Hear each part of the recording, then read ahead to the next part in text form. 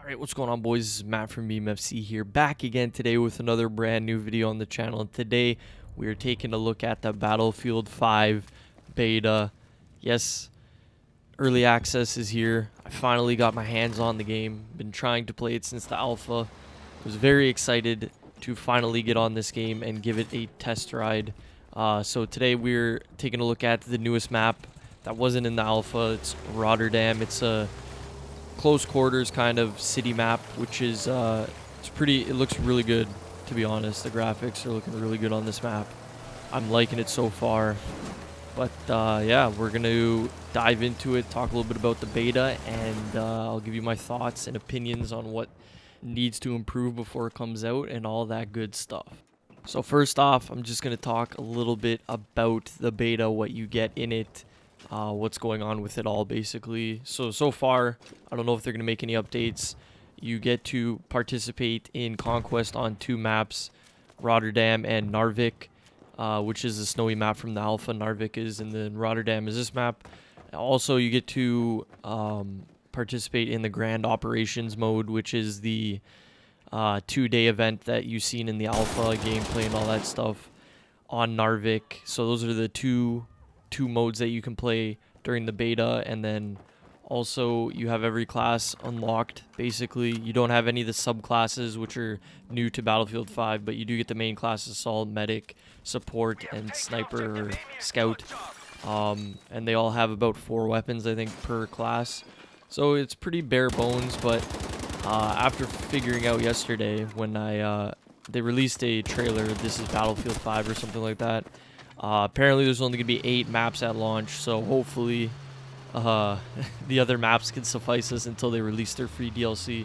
If you didn't know, this game is doing a free DLC basis thing where basically they're going to start us at the start of World War II, which are these 8 maps that are coming at release, and then every couple months, I guess, they're going to release more and progress us through World War II, which I think is a very cool idea, especially for Battlefield, and it's going to make for good DLCs and just a different way of looking at a way a multiplayer video game is structured, rather than just getting random DLC maps that don't mean anything.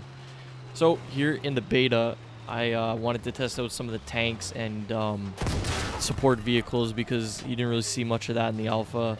There is a lot of you can use planes and tanks and like land vehicles in Narvik, but here on Rotterdam you only get tanks.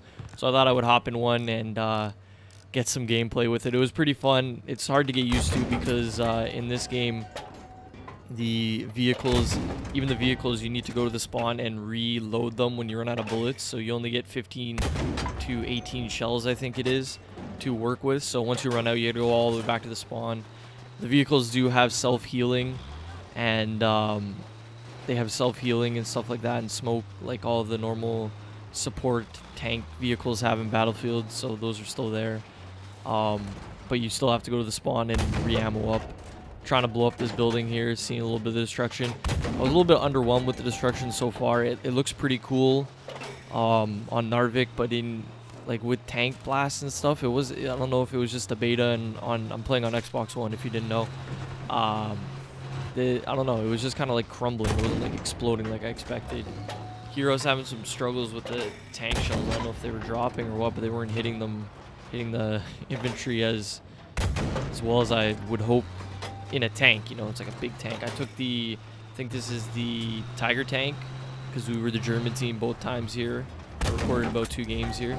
Yeah, the Tiger tank, and is the heaviest tank. I didn't try any of the light tanks out yet, so I'm not too sure how they do, but this tank was pretty cool. It moved a little bit slower than I'm used to with tanks, because I've been playing Battlefield 4 recently, so they obviously have the turbo and all that crap. They're much newer than these ones, but they're still causing a lot of damage. I went through a house on Narvik in a tank, which was pretty fun. The destruction is there, but I don't know if it's the best it could be in every building. So we gotta wait and see till after the beta. I'm using the smoke trying to heal myself. But yeah, the tank gameplay is pretty standard. It's what you get from Battlefield, the usual stuff. There was no support tools to fix the tank from the outside that I've seen yet, so that should be pretty interesting if they don't have that in the game. I'm so used to that being in the Battlefield game, so we'll see on that. But I did enjoy the vehicle gameplay. There was a couple bugs. Again, this is a beta. With the half-track ATV type thing, you can attach AA guns and stuff like that to the back of your like transport vehicles, light transport vehicles. And for some reason, anytime I attached it to the ATV type little one to the half-track, it would start sending the vehicle all like weird and buggy, like it would start doing wheelies and shit. I don't know why it was doing that, but it was happening to me a little bit yesterday, and that's the only like problem I was having with the vehicle movement. Unfortunately, in the beta, we won't know. It should be fixed before the game comes out, but right now it's a little bit iffy on the movement with those vehicles. As you can see here on the screen now, you have the bleed out animation, which is now a main staple basically in this game. You're gonna, once you die, you'll be laying on the ground waiting for medics. You can skip it by pressing A before that shows up, but yeah, it's gonna be there if you forget, and you have to wait for a medic or a squad member to revive you. Here you can see I'm blowing up some reinforcements that the enemy team has placed to prevent tanks to get to B on this map. And then you can see I'm in the front gunner seat on this Tiger tank, which was actually pretty powerful, which you'll see in a minute, of clearing off infantry players for the main tank driver while he's looking around for the enemies. But yeah, this gun was pretty powerful. The only other issue I have with this tank, even though I said it was pretty good, is getting into the tank is kind of, there's certain points, it's realistic, you have to be on a certain side of the tank and certain position on the tank to get into it. But I was having problems getting into the top gunner. I don't know if you have to hop onto the tank and then get in to the top gunner. It makes sense if you're going for the realistic thing, but I wasn't able to get in. And when you're in the vehicle, you cannot switch to the top gunner, because I guess in real life you wouldn't be able to unless you flip open the front gunner door and then hop up onto the main tank thing and then get into the top gunner seat. But yeah, I was having problems with that. Other than that, the vehicles were, you know, pretty standard Battlefield vehicles. They do damage. They're pretty easy to kill in this. 2 dynamite sticks, I think, to kill a tank as long as you hit it in the correct spot. I'm pretty sure. I didn't get any gameplay with the what is it, the score streak or whatever, I don't know what you call it, the kill streak, the score streak, squad streak, whatever it is, points thing that you can get. I think it's the what is it, it's like the flamethrower tank, I'm pretty sure. You can get that, and then the V2 bomb, and then also you can get drops, which I was messing around with. I got the health and ammo supply drop, which was pretty cool from the points, but it is pretty difficult to get the V2 rocket or V1, whatever it's called. But yeah, that's, I guess it's pretty fair that way, so not everyone's using it. It was easier to get in the grand operations than just a normal conquest map, so that's something to think about. Alright, so now moving on to the gunplay, the main aspect of the Battlefield game. I tried to get a gameplay in this video with every gun. Here you can see I'm using the Scout class. We'll start with that, I guess, since it's on the screen. Not my favorite. The main weapon that you get at the start, I think, is the Lee Enfield. It's not a one-shot kill in the upper chest. You have to hit a headshot, which I guess, you know, it's all right. I mean, it prevents snipers from, you know, screwing you over from halfway across the map constantly. But yeah, unless the player that you're shooting at is low on health, you cannot get a upper chest shot. It needs to be a headshot for a one-shot kill. You'll still get a 50 shot, so I guess you could pistol him. But yeah, I stayed away from this class after I figured that out. I'm sure other snipers in the class will probably have a higher damage ratio, just like in Battlefield 1, where there's a drop-off scale and all that type of stuff. Either way, we'll move on into the Assault class, which was my favorite. It's the normal class. Assault class is basically a tank destroying class. You get a rifle, grenade, dynamite, and then your normal AR. The STG in this game was really good. I was enjoying it. And then I got the Gruer 43. That gun is a animal. If you put a little sight on it, in the beta you get a couple different sights to mess around with. The Gruer is a 3-shot kill from anywhere on the map. It was great. You set to time your shots, 10 in the clip. It was pretty good. Moving on to Medic. You get submachine guns with the Medic. I don't know how I feel about the submachine guns on the Medic. It's kind of hard to take out enemies that are camping bodies on the ground right now. But you do get smoke grenades, so you can use those to protect the body when you're trying to heal. As you can see here, the buddy revive system, I don't know if it's supposed to only work in squads. It was working fine when I was in a squad later on in the day, but here when I was playing by myself, I couldn't buddy revive even though it was giving me the option. You can see I'm picking up the guns. I don't know what that is. I hope it's a bug, because it was really annoying trying to save the team and then dying, trying to save them for like 5 minutes on their bot or whatever, you know, trying to figure it out.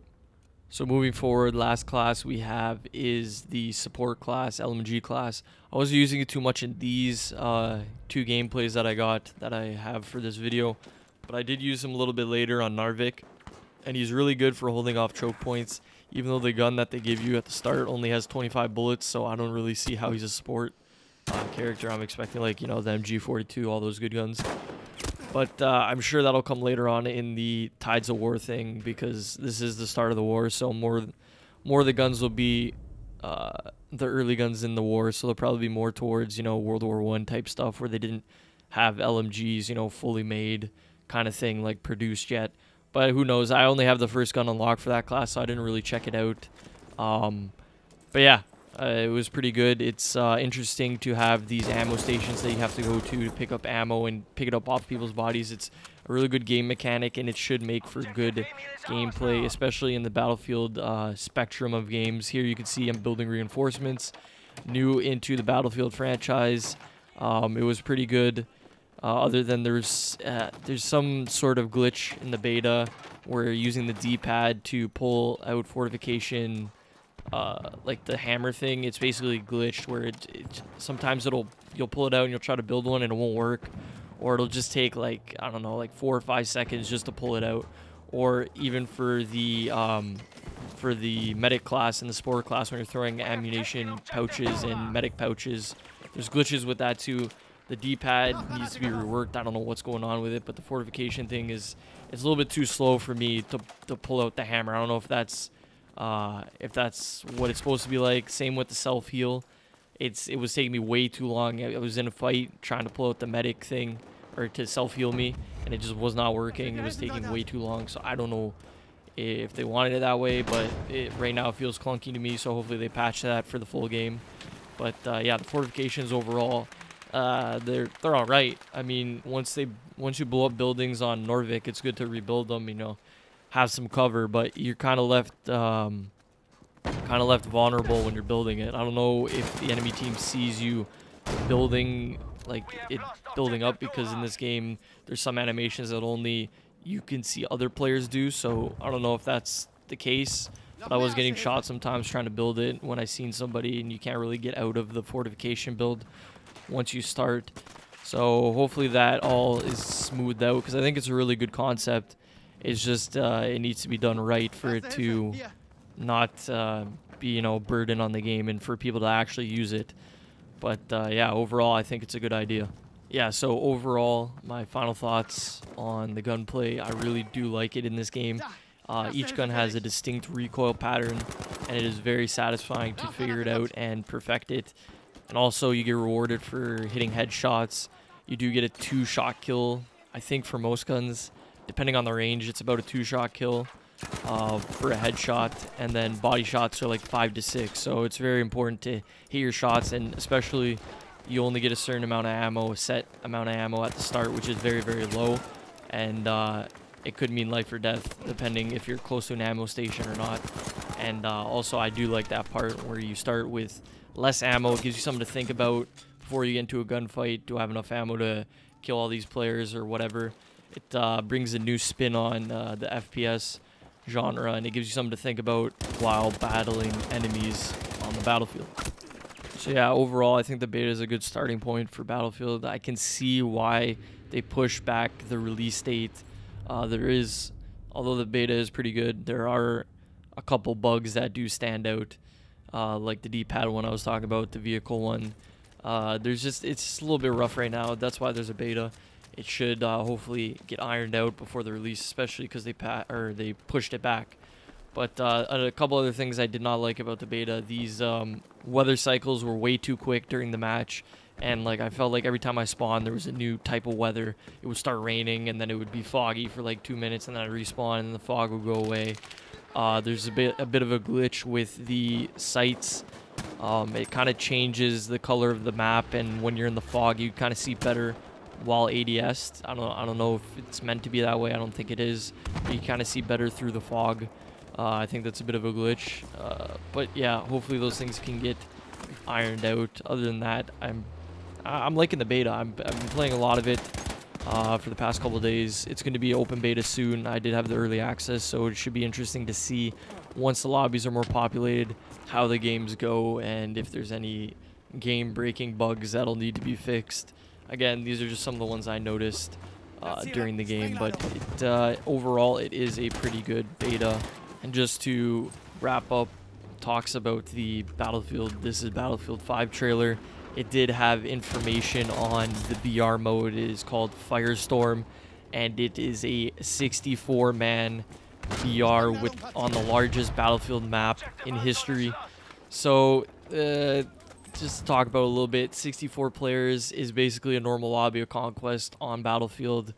I don't know. I think they should have did at least, I don't know with the Frostbite engine how many people they can put on a server, but I think that's a little bit too small, especially for Battlefield. I think there's going to be a lot of vehicles in this mode.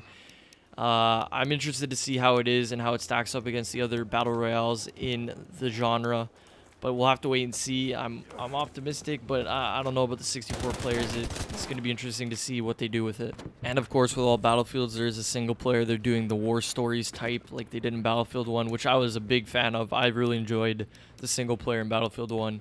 So I'm excited to see what they do with it this year. I hope they take it with the Tides of War, where they go across Europe basically and just add on to the single player as they go, because I think the Battlefield 1 single player was kind of short in my opinion.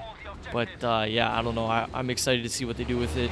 It was a really good really good storyline. Even though it was all split up, it was a really good way to portray a single player through different factions of the army and different types of people, to show the hidden stories of war or whatever Battlefield's going for this year. They basically did in Battlefield 1. So I'm excited to see how that turns out. So the beta officially releases on September 6th. Please let me know in the comments what you guys thought of it when you play it. I've been Matt from EMFC. Hope you guys enjoyed this first review / look at the Battlefield 5 beta. Subscribe, like, comment, and I will see you in the next one.